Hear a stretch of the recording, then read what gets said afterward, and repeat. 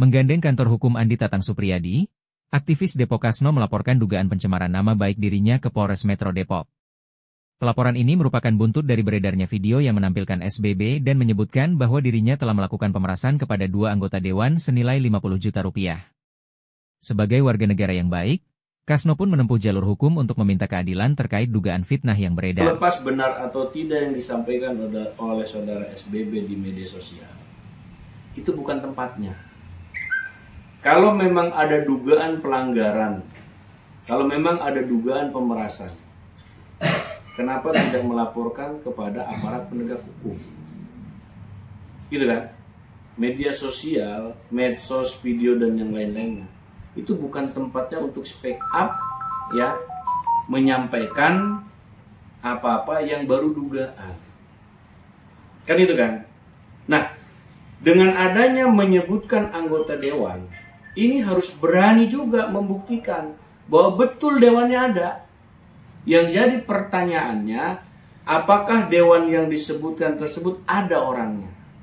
Kalaupun ada memang dugaan yang dituduhkan tersebut, yang menjadi pertanyaan, kenapa dewan itu mau ngasih? Berarti ada sesuatu juga.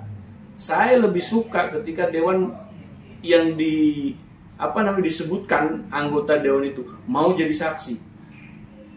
Saya akan kejar. Kenapa dia mau melakukan seperti itu? Berarti ada sesuatu.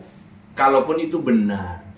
Tapi lagi-lagi bahwa itu bukan tempatnya ketika dia cuap-cuap di media. Kalaupun memang ada dugaan-dugaan dan dia mempunyai bukti-bukti yang lengkap, masuk kepada aparat penegak hukum, dalam hal ini ke kepolisian. Ya kan? Dalam hal ini laporkan. Dugaan apa? Dugaan pemerasan atau dugaan yang lain-lain. Nah, ini tentunya menjadi juga pembelajaran buat kita semua bahwa apa yang dilakukan itu ada aturan hukum yang mengatur. Sehingga ketika saudara Kasno ini, klien kami, merasa dirugikan atas tuduhan dan fitnahnya, melakukan pelaporan kepada Polres Depok dengan melaporkan terkait dugaan Undang-Undang ITE pasal 27A. Kan itu kan? Kenapa? Ini untuk membuktikan apakah tuduhan tersebut yang dilontarkan oleh saudara SBB dan yang sudah disebarluaskan juga oleh rekan-rekannya, teman-temannya, benar atau tidak. Ini untuk membuktikan tuduhan itu benar atau tidak.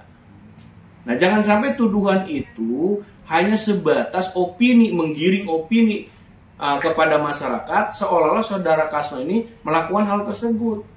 Ini menjadi tugas kepolisian, dalam hal ini penyidik unit Krimsus, untuk membuktikan. Lakukan penyidikan sampai tetapkan tersangkanya. Ini tegas kami minta. Supaya apa? Supaya clear persoalan ini. Jangan menjadi bias. Ya, jangan menjadi ini seolah-olah pembenaran dan dibenarkan. Kalau memang ada dugaan itu laporkan. Kenapa tidak? Jangan cuap-cuap di media, nggak bisa, nggak baik. Dan untuk orang-orang yang menyebarluaskan, ikut serta menyebarluaskan, juga harus mempertanggungjawabkan. Apakah dengan menyebarluaskan tahu persoalannya atau tidak? Jangan sampai nanti dia hanya ikut-ikutan menyebarluaskan tetapi terjerat juga. Pasal 55-nya, turut sertanya. Ini ingat ini kita negara hukum, ya. Jangan sampai asal-asalan. Jangan sampai ada istilah like and dislike, suka dan tidak suka kepada seseorang sehingga ikut-ikutan menyebarluaskan, tapi begitu ada persoalan hukum pada cuci tangan, ya, pada cuci muka. Jangan seperti itu. Ketika mereka melakukan seperti itu, mereka harus bertanggung jawab. Ketika nanti penyidik melakukan pemanggilan serta pemeriksaan, mereka harus ikuti dan patuh terhadap hukum tersebut. Karena saya minta kepada penyidik, lakukan sesuai dengan SOP, panggil semua pihak yang turut serta dalam hal pembuatan videonya, penyebarluasannya. Kan itu kan? Supaya apa? Supaya clear. Supaya tidak ada timbul fitnah-fitnah. Supaya tidak ada seolah-olah apa yang mereka sampaikan itu benar. Tidak seperti itu.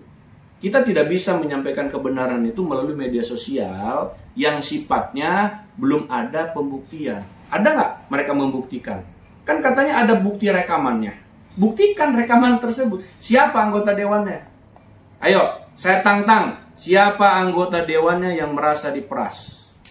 Ya kan? Buktikan kalau memang saudara yang disebutkan sebagai anggota dewan merasa dirugikan dan merasa diperas oleh saudara Kasno, laporkan klien saya. Fair kita. Ya kan? Jangan sampai hanya mengatakan, mengakui, tapi tidak berani untuk mengungkapkan kebenaran. Ya, saudara SBB, saya yakinlah dia orang baik, tapi cara-caranya yang kurang baik. Menyampaikan aspirasinya kurang baik. Tidak pada tempatnya. Ini menjadi pembelajaran buat kita. Yang jelas, hukum kita harus tegakkan. Kebenaran harus kita tegakkan. Jangan sampai nanti opini-opini yang sudah melebar luas di masyarakat, yang sudah menyebar, itu dianggap benar. Kan itu kan? Kita pembuktian. Pembuktian di mana? Kita sebagai korban melaporkan di kepolisian, polisian melakukan pemeriksaan, penyidikan sampai penetapan tersangka, ya. Nanti kita adu di pengadilan. Ini kan? Kita adu di pengadilan. Ayo siapa? Klien saya yang bersalah atau saudara-saudara yang buat video yang menyebarluaskan video yang masuk ke jeruji besi. Itu aja. Dampak atau kerugian untuk Mas Kasno sendiri apa nih, Bang? Oh, yang jelas nama baik dong. Ya, yang jelas nama baik. Nama baik, nama keluarga dipertaruhkan. Kenapa? Ini bukan masalah rugi material saja, tapi ada rugi materialnya.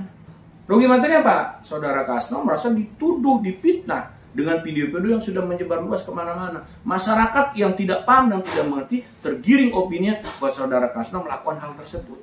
Sementara itu baru bicara, baru video, belum ada pembuktian-pembuktian.